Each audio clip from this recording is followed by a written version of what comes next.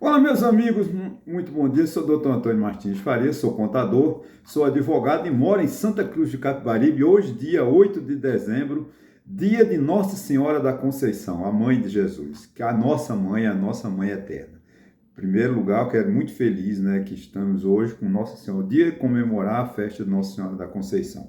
Bom, eu quero agradecer aos meus 878 inscritos. Meus amigos, muito obrigado e continua a proposta. Até o final do ano nós ultrapassarmos 1.000 inscritos. Eu quero também agradecer às 117 pessoas que visualizaram o meu último vídeo.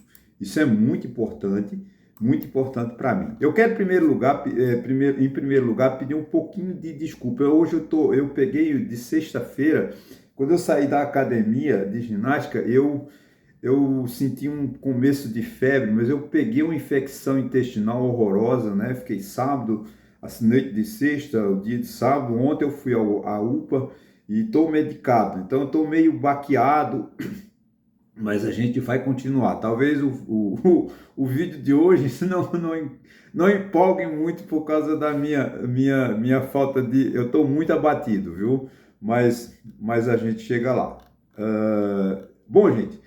Falando o seguinte, né? Flávio Bolsonaro diz ter apoio de Tarcísio de Freitas. Isso é uma mentira, é óbvio. Ao lançar a candidatura à presidência da República, o filho de Jair Bolsonaro afirmou que unirá ao Centrão e terá apoio do governador de São Paulo, Tarcísio de Freitas. Essa candidatura de Flávio, para muitos analistas, não decola e ele desistirá e disputará a vaga, talvez, de senador no Rio de Janeiro. Até lá, muita coisa ainda acontecerá.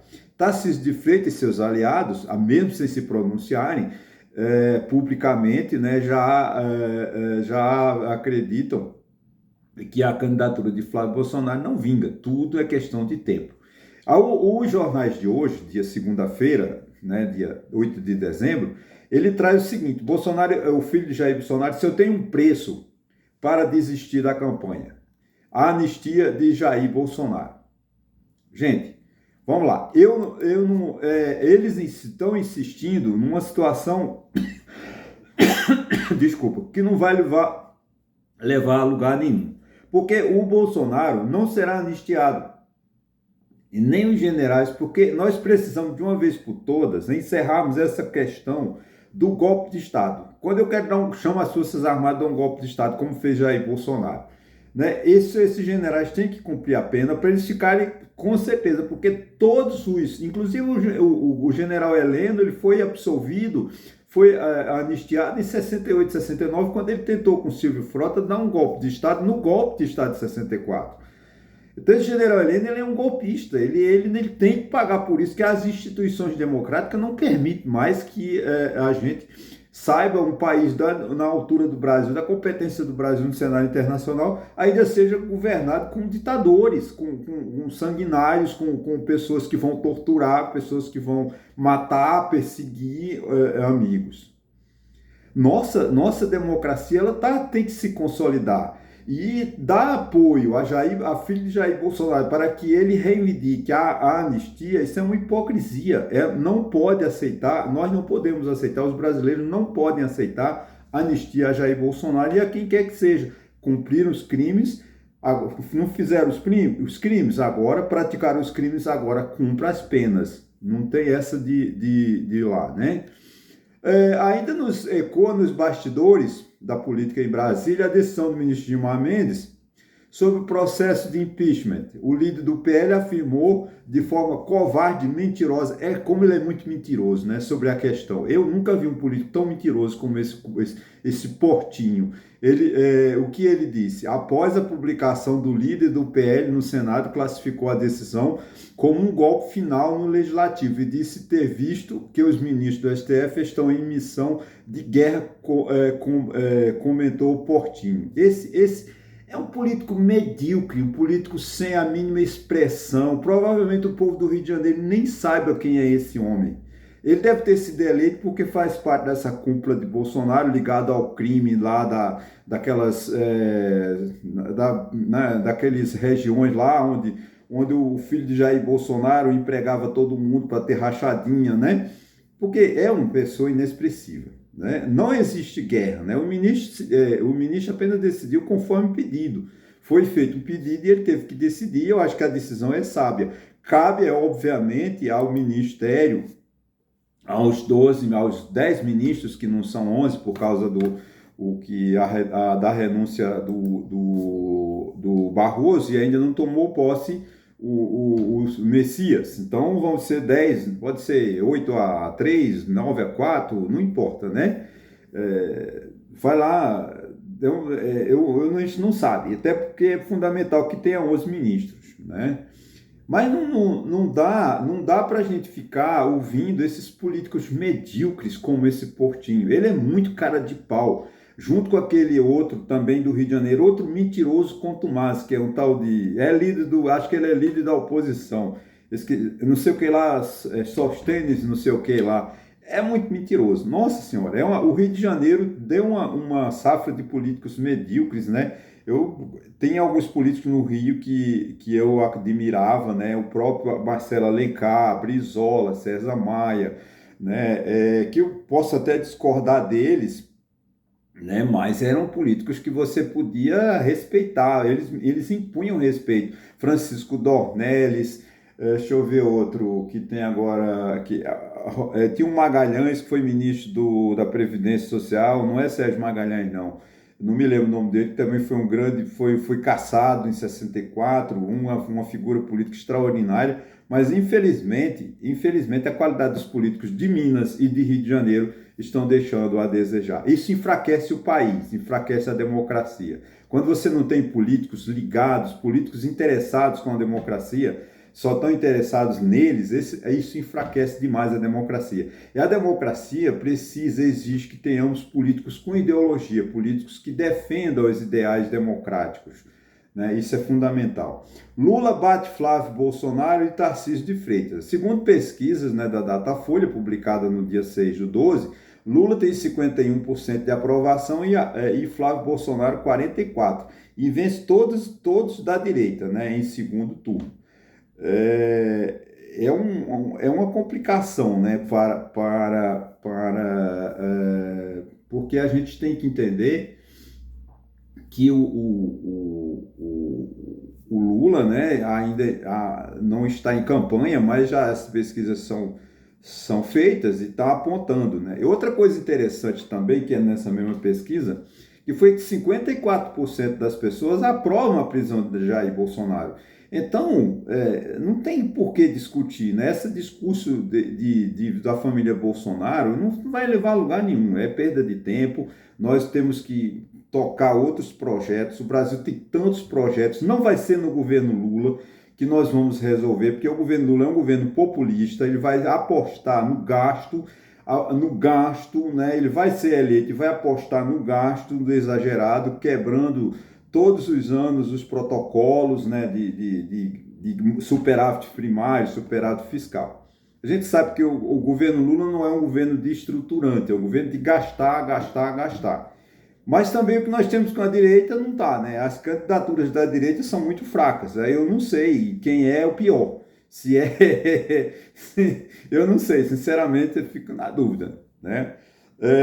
Voltando agora, sim, Donald Trump não respeita a soberania dos países da América Latina. E eu concordo, o ex-ministro Celso de Mello, desculpa, ele disse o seguinte, né? Trump age como se os Estados Unidos, como os Estados da América Latina não dispusessem de dignidade própria, de capacidade decisória autônoma e do direito inalienável de escolher os destinos políticos e econômicos diplomáticos, né? O pior é que temos numa Europa cada vez mais enfraquecida. A Europa está refém dos Estados Unidos, né? Ela parou, confiou, fez um acordo com a OTAN, disse a OTAN nos protege, agora o governo Trump disse, eu saio da OTAN e vocês que se virem. Então a Europa está vivendo um dos momentos muito críticos e o mundo inteiro está numa situação complicada. Isso é uma questão que realmente nos preocupa, né? A situação do Brasil, né? A situação do Brasil é muito grave. Por exemplo, essa questão da Venezuela, se atingir o Donald Trump atingir a Venezuela, vai obviamente prejudicar o Brasil. Isso vai criar um problema. A gente está para sair, né, de uma situação de crise, né? Nós estamos com essa crise com os Estados Unidos, o governo parece que engrenou numa posição de negociação. Provavelmente Donald Trump já retirou algumas taxas, né, de alguns produtos, e eles deverão se reunir, embaixadores, né, para decidir ainda, tirar talvez a lei Magnitsky dos ministros Alexandre de Moraes e todas essas pessoas, restituir os vistos, né, do ex-ministro da Saúde do governo, acho que ele é atual ministro da Saúde do governo Lula. Então é muito triste, né,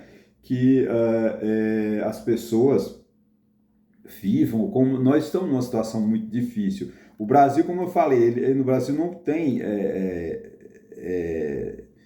tem estrutura, né? Você vê aqui, eu estou lendo no Estadão, né? Aqui, 8 em cada 10 delegacias da mulher do país não funciona 24 horas.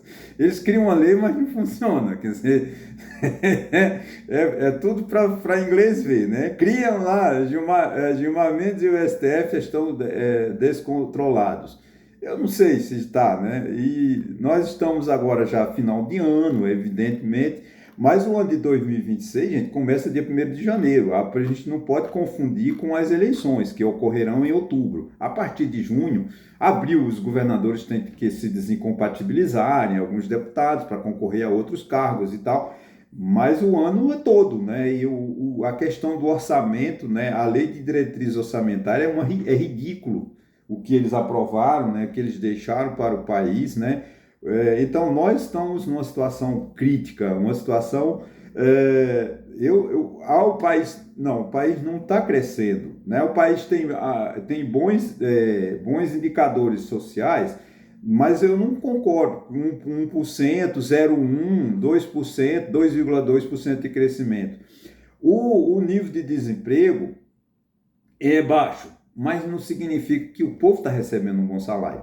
Porque, na verdade, a gente vê que a situação do país, mesmo tendo uma inflação que agora parece que ela está sendo mais ou menos sob controle, que já se cogitam, né, a partir de... Ainda esse ano, eu acredito que o Conselho Monetário Nacional deve manter os juros de 15% ao ano em 2025 e provavelmente em 2026 ele começa a baixar a taxa de juros. Mas, de certa forma, é uma situação. O Brasil, nós estamos pagando 1 trilhão, né, de juros, né, quase, né, 1 bilhão de juros por ano. 1 trilhão não, desculpa, 1 bilhão de juros por ano. E é um endividamento que poderá, acho que em 2026, o Brasil poderá chegar a 100% do PIB no endividamento. Isso é muito perigoso. A dívida pública brasileira, que o governo Lula não fala disso, que ele não se preocupa com isso, gente, a dívida pública é muito perigosa. Nós estamos quase com 85% do PIB comprometido com o endividamento. É muito grande, é muita dívida. Nós precisamos de arrumar um jeito, né, de cortar esse crescimento vertiginoso da dívida pública. Tá? Eu vou encerrando por aqui, vocês me desculpem, hoje eu fiz assim porque como eu falei no início, eu não estou legal, estou com infecção intestinal muito grave, eu fiz assim um apanhado geral só para cumprir compromisso, mas espero que quarta-feira já esteja melhor, estou tomando os remédios, viu? E espero que quarta-feira já tenha um assunto mais tranquilo, ok, gente? Olha, se você chegou até aqui, muito obrigado mesmo. Se inscreva no meu canal, faça com que o meu canal cresça para até o final do ano a gente ultrapassar os 15 mil inscritos. Muito obrigado mesmo mais uma vez e até a próxima.